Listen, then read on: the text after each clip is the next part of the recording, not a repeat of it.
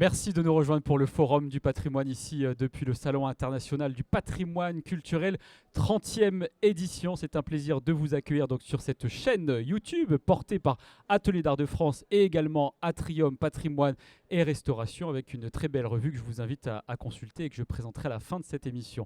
On va s'intéresser aux matériaux du patrimoine puisque restaurer le patrimoine évidemment c'est avant tout travailler la matière, la pierre, le bois, le métal, le verre ou encore les enduits et les pigments, mais ces matériaux qui faisaient autrefois justement la richesse de notre patrimoine et des monuments deviennent de plus en plus rares, plus chers, parfois introuvables. On va explorer tout cela avec vous, la raréfaction justement de la matière première. Yann Decarné, vous êtes dirigeant de la société SMBR et également membre du GMH, le groupement des entreprises de restauration de monuments historiques.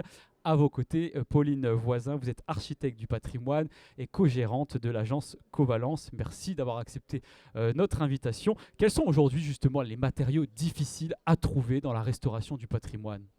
Bien, bonjour. Donc, je vais peut-être me permettre de commencer. En fait, avec le GMH, on a fait une enquête l'année dernière, en novembre, pour être précis, novembre 2024, pour vraiment avoir une vision globale sur toutes les entreprises en France qui travaillent dans le monument historique, pour savoir quels étaient les matériaux difficiles à trouver ou qu'on ne trouvait plus, parce qu'on en parlait beaucoup, mais on n'avait pas vraiment de cartographie. Alors aujourd'hui, la cartographie, on l'a faite. On est essentiellement sur des matériaux de couverture, dans un premier temps. On peut avoir aussi certaines typologies de pierres qui deviennent de plus en plus rares. Certaines existent encore ou peut-être plus difficiles à exploiter. Et certaines essences de bois aussi, qui peuvent être plus rares. Alors, qui ne sont pas forcément rares du fait aussi de leur extraction, mais aussi parce qu'il y a beaucoup de demandes. Voilà, pour des projets qui ne sont pas monuments historiques. Est-ce que c'est parfois aussi rare lié à la réglementation aussi ? Alors oui, pour les carrières notamment, on a de plus en plus de réglementations environnementales, ce qui fait que notamment les petites carrières n'arrivent pas à suivre et avec un coût d'extraction qui est de plus en plus cher. Et on se retrouve notamment dans le domaine de la pierre avec des 30% des carrières, des petites carrières qui ferment du fait de ces réglementations qui sont de plus en plus lourdes et donc de plus en plus contraignantes pour les carriers. Et certains matériaux sont aussi rares liés à l'épuisement naturel tout simplement de ces matières. Oui, tout à fait. Déjà, je vous remercie de parler de matériaux et non pas de ressources, puisque le terme de ressources, qui est souvent employé, a à ce côté, la définition, c'est choses dont on dispose. Donc, il y a ce côté ressources infinies, ce qui n'est évidemment pas le cas dans un monde fini. Dans un monde fini. Donc merci d'employer ce terme. Je pense que les causes de la difficulté d'accès aux matériaux, effectivement, vous l'avez souligné, sont multiples. Vous avez les matériaux qui sont aujourd'hui inaccessibles pour différentes raisons. Par exemple, on pense à l'ivoire. Évidemment, ça ne viendrait plus à personne de prescrire des objets en ivoire ou qui en comportent. Vous avez les matériaux qui ne sont plus accessibles, qui existent encore, mais qui ne sont plus accessibles aujourd'hui pour des raisons économiques ou environnementales. Là, on parle, par exemple, on pense bien sûr aux ardoisières d'Angers, par exemple, ou à certaines carrières comme les Lausses de Bourgogne, mais il n'y a pas que ça, qui sont aujourd'hui inaccessibles. Bien qu'elles existent, mais elles ne sont, on ne peut plus les prescrire sur nos chantiers. Et enfin, et c'est la catégorie, je pense, dont on parlera le plus aujourd'hui, ce sont les matériaux qui sont accessibles aujourd'hui, mais qui le sont avec difficulté pour des questions de volume, pour des questions de délai ou, bien sûr, des questions de coût. Et quelles sont les conséquences alors sur les chantiers ? Elles sont multiples, notamment sur les coûts, vous en parlez beaucoup, mais aussi sur le retard en fait, du lancement d'un chantier. Ça a vraiment une incidence importante ? Alors j'allais dire, et c'est là où maîtrise d'œuvre et entreprise doivent être complémentaires dès le début en préparation phase études, parce qu'effectivement, si on anticipe avec la maîtrise d'œuvre, les délais d'extraction, les problématiques qui sont rencontrées, on le présente au client dès le début, donc on va dire on n'a pas de retard puisque c'est préparé. On va avoir si ça n'est pas anticipé, là vous avez annoncé un retard considérable. Et les chantiers ne sont jamais en retard, c'est bien connu. Voilà, et l'exemple que je cite en ce moment, j'ai un chantier justement sur un monument historique qui est exploité. Et le remplacement de la pierre, on n'est pas capable aujourd'hui, la carrière n'est pas capable, on est en train de voir pour la faire réouvrir, mais on n'aura pas suffisamment de volume pour pouvoir être dans les délais que souhaite le client. Et donc c'est après de dire, on va peut-être envisager les choses différemment, soit, et on en parlera après, matériaux de substitution avec une pierre qui existe déjà, soit derrière le client accepte, et bien entendu avec la maîtrise d'œuvre, de dire on va revoir le chantier, plusieurs phases, on va différer pour avoir le temps d'approvisionner en matériaux le chantier. Pauline, concrètement, comment vous anticipez justement ces contraintes dans la conception d'un projet? Alors, il y a ce qu'on maîtrise. Je pense notamment, par exemple, la question des pierres de substitution. Quand on sait que le matériau en place est introuvable, déjà, il convient de l'identifier en premier lieu, donc pour s'assurer que c'est bien le cas.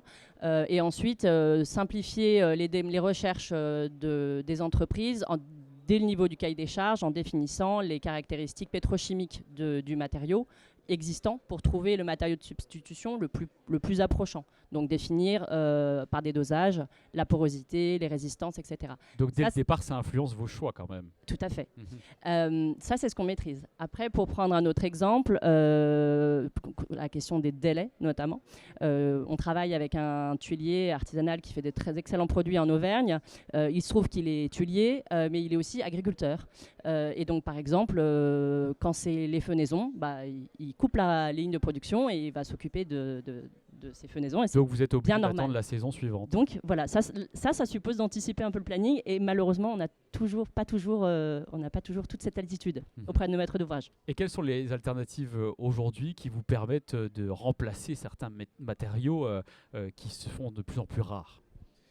Alors, déjà, ce qu'on disait, c'est-à-dire qu'on a quand même la chance en France d'avoir une diversité. Je pense notamment à la pierre. On en parlait justement au GMH dernièrement en disant en France, on a une multitude de fromages.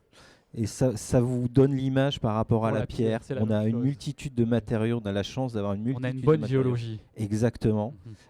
Idem avec les essences de bois, et donc on a la chance d'avoir tous ces produits-là. Alors certains se raréfient effectivement, mais qui sont globalement toujours présents. Donc comme je le disais, si on a un peu de temps, et on a aussi la possibilité d'avoir certaines dérogations aux monuments historiques pour exploiter certaines veines qui sont plus exploitées, donc si on a un peu de temps et de préparation, on arrive à trouver des solutions.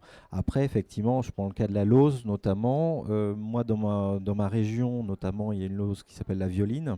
Aujourd'hui, qui sert à faire donc de la couverture. De la couverture, pardon, des couvertures en pierre qui ne se trouvent plus. Alors, on a deux possibilités pour récupérer de la violine, mais qui sont pas, on n'est pas en local, c'est-à-dire qu'on va aller chercher à l'international, Pays de Galles, Canada, Brésil.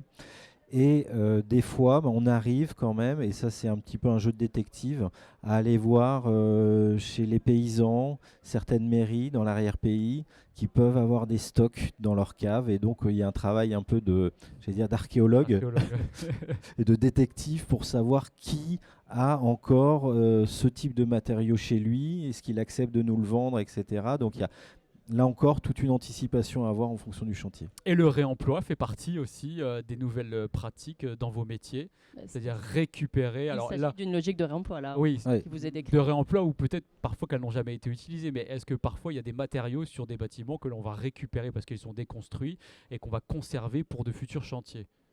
Alors j'allais dire en monument historique, pour moi ça a toujours été la base.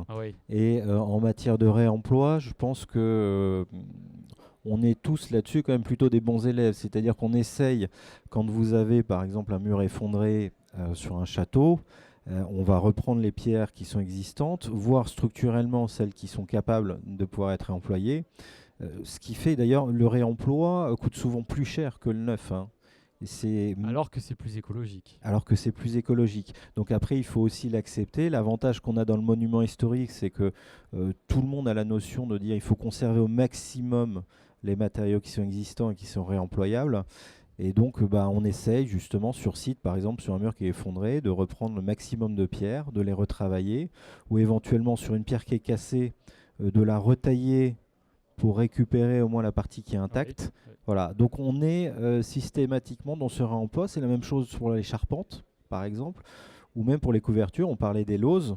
On va, Où les matériaux naturels voilà, sont récupérés. on est sur des matériaux géosourcés, biosourcés, et on essaye au maximum de les récupérer. Et c'est vraiment une philosophie, je crois, monument historique. Tout à Partagé. fait. Et le réemploi se fait à toutes les échelles, c'est-à-dire on réemploie en conservant la matière en place un parement qu'on vient réparer plutôt que de le remplacer. Quelque part, c'est du réemploi. En privilégiant le réemploi sur site, c'est ce que vous décriviez. C'est là où on voit que les logiques, en fait, à la fois les logiques de parties de restauration plus théoriques, les logiques financières et surtout, vous le mentionniez, les logiques carbone, tout vient converger en fait au service du monument. Donc, Et c'est quand ça vous qui est n'avez très plus le intéressant. choix, comment faites-vous pour trouver Grande donc, des question. matériaux de substitution qui, en apparence, peuvent se rapprocher des matériaux authentiques? De quelle manière vous explorez cette voie-là? Alors, c'est ce que vous disiez justement. Déjà, il y a une recherche pour caractériser le matériau. Est-ce qu'on a des exemples concrets de pierres qui sont plus exploitables, mais on met un matériau de substitution qui s'en rapproche? Alors, ce que je citais tout à l'heure, notamment par rapport à la violine, mais sinon, l'exemple, alors, qui va être un mauvais exemple parce qu'on est en train de voir pour réouvrir la carrière, mais on avait un chantier avec de la pierre de lance.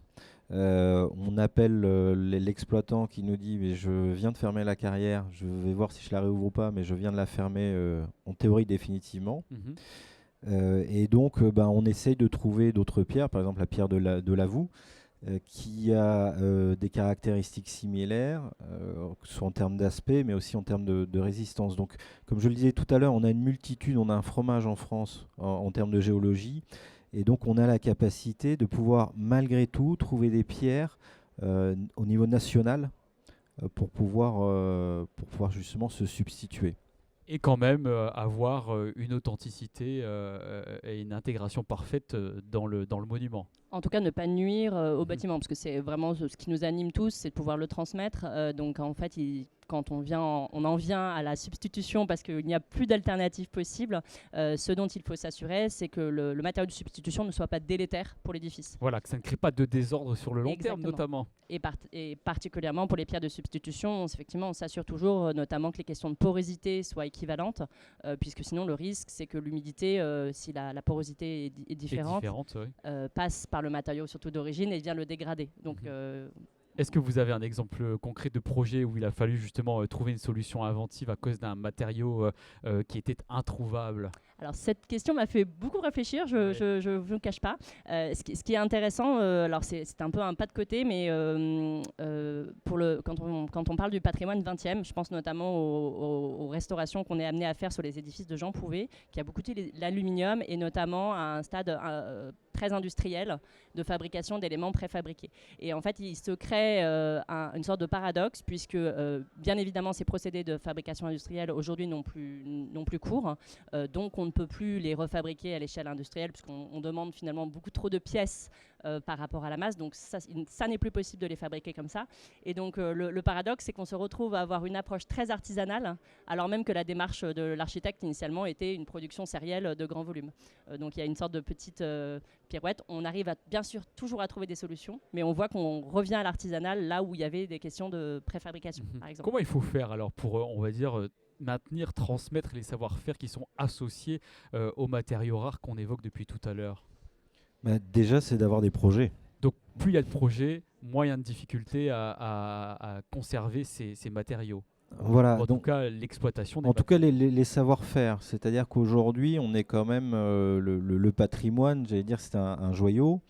Ce qu'on voit, et comme vous voyez par rapport au badge justement que l'on a, aujourd'hui, on nous dit on va diminuer de 40% le budget de restauration des monuments historiques, puisqu'il faut faire des économies. Ça représente combien de millions 200 d'euros? millions d'euros. 200 millions d'euros pour l'année 2026. Qui va être pour 2026, 2027 aussi. Mais c'est 200 millions d'euros par année. Par an.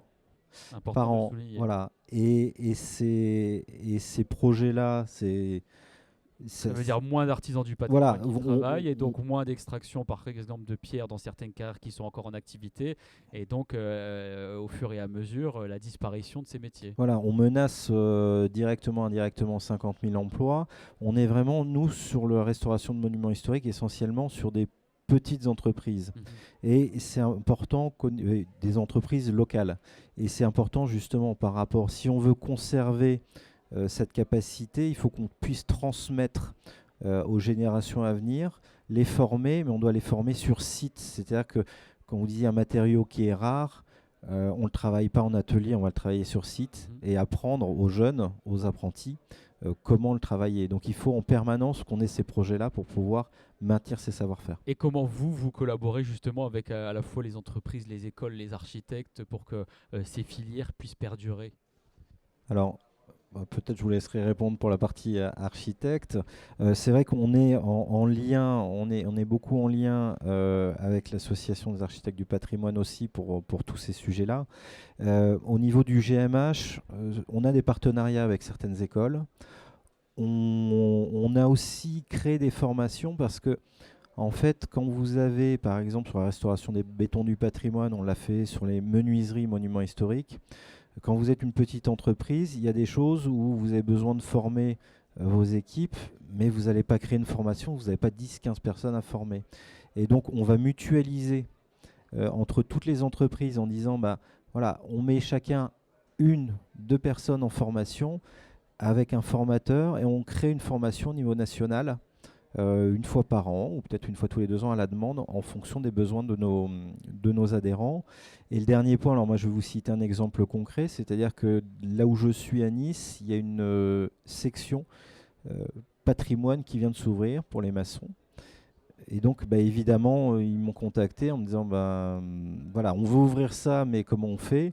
Et je leur ai dit allez-y, foncez. J'ai demandé à un de mes chefs de chantier d'être formateur dans ce lycée professionnel-là.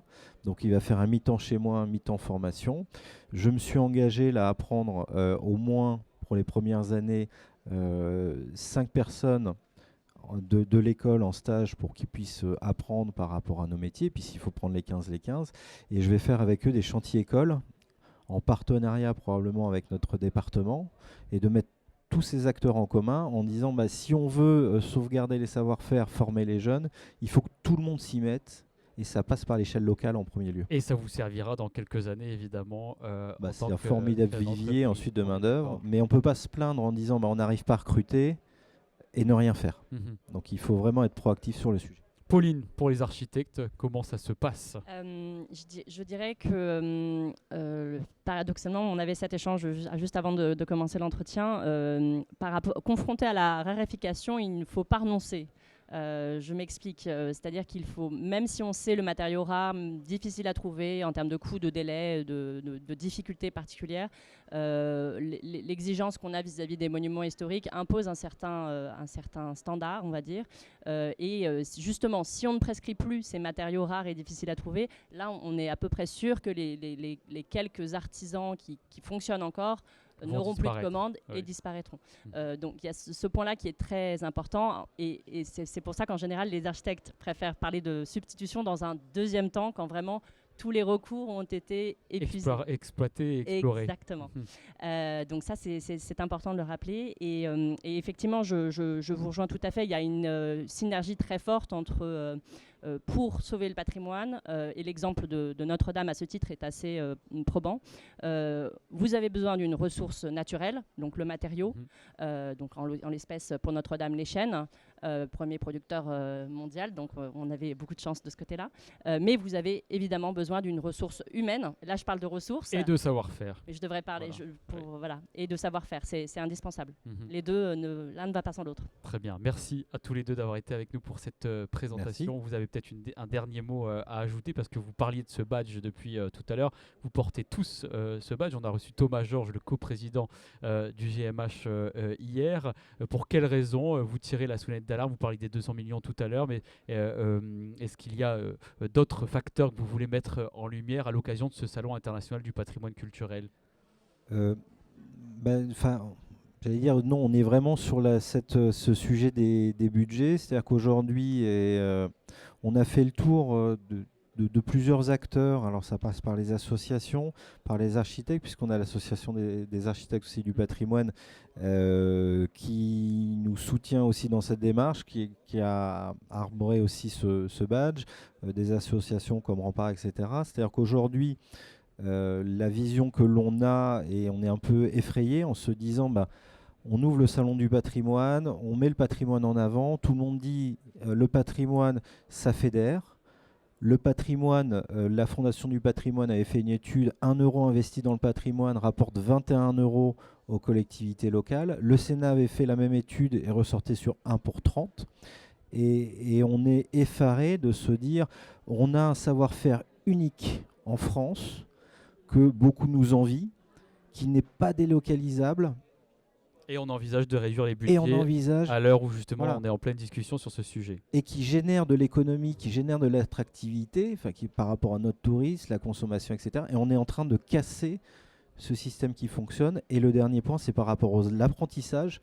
On en a parlé, c'est essentiel dans nos métiers. Et aujourd'hui, il y a une réforme qui est prévue de l'apprentissage au 1er janvier, avec une taxation pour les apprentis, eux-mêmes qui vont se retrouver taxés, les entreprises aussi. Donc on est en train de vouloir casser le contrat d'apprentissage, contrat qui permet justement à des jeunes de venir à nos métiers et d'apprendre dans nos entreprises en lien avec l'école.